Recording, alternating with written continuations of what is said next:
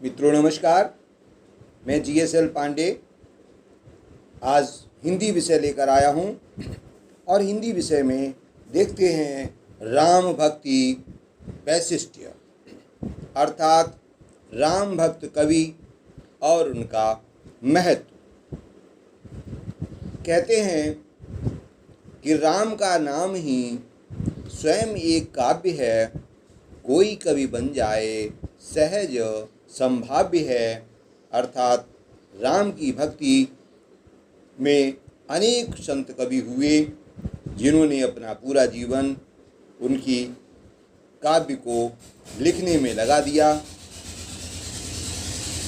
और श्री राम विष्णु के अवतार माने गए, इसलिए इसे वैष्णव भक्ति कहा गया है।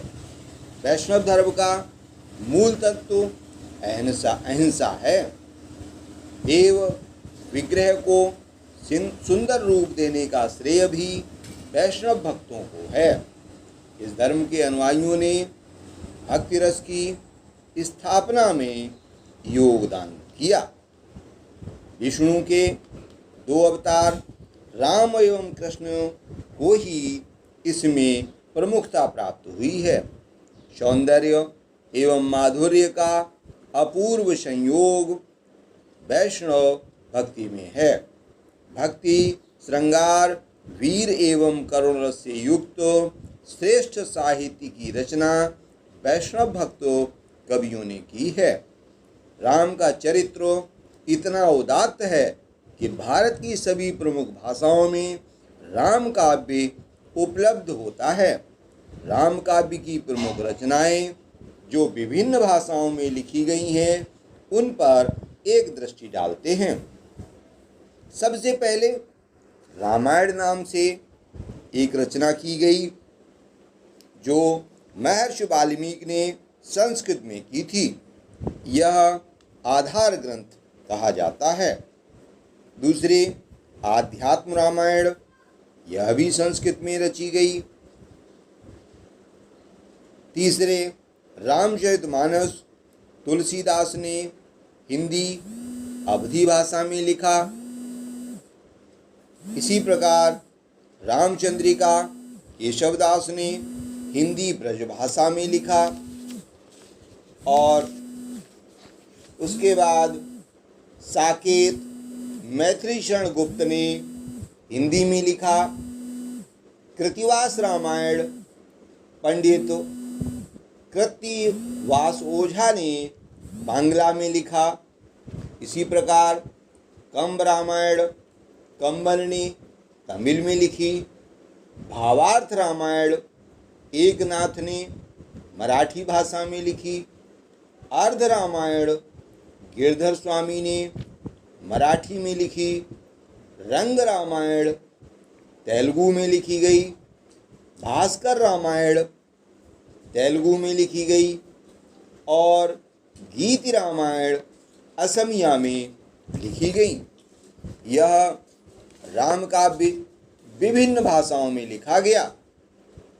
सबसे ज़्यादा हिंदी में ही प्राप्त होता है और हिंदी में गोस्वामी तुलसीदास राम काव्य को लिखकर अमर हो गए।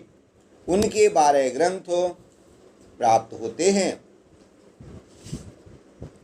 गोस्वामी तुलसीदास की पहली रामचरितमानस, दूसरे विनय पत्रिका, तीसरे कवित रामायण यानी कि जिसे कवितावली कहते हैं, चौथी दोहावली, पांचवी गीतावली और इसी प्रकार छोटी रचनाओं में रामलीला नहचू, कृष्ण गीतावली, वैराग्य संदीपनी, रामाज्ञा प्रश्नावली, वरवय रामायण, पार्वती मंगल और जानकी मंगल।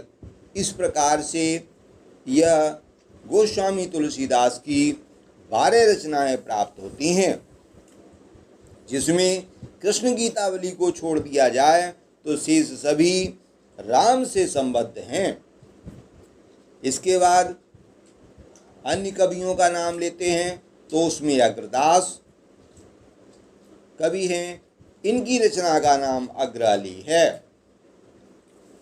उसके बाद प्राणचंद चौहान हैं, इन्होंने रामायण महानाटक लिखा है। इसके बाद माधवदास हैं, इन्होंने राम रासो और आध्यात्म रामायण लिखी है। हृदय राम ने हनुमान नाटक लिखा है और लालदास ने अवध विलास नाम से रचना की है। मुख्य रूप से ये सभी कवियों ने आधार ग्रंथ वाल्मीकि की रचना रामायण को ही, जो कि संस्कृत में मूल रूप से लिखी गई थी, उसी को आधार लेते हुए राम की विभिन्न रूपों में रचना की है। मित्रों, आज का वीडियो यहीं समाप्त होता है। राम भक्त कवियों के साथ आप अपना ज्ञान वर्धन कीजिए और आगे कल नए वीडियो के साथ पुनः उपस्थित होंगे। जय हिंद।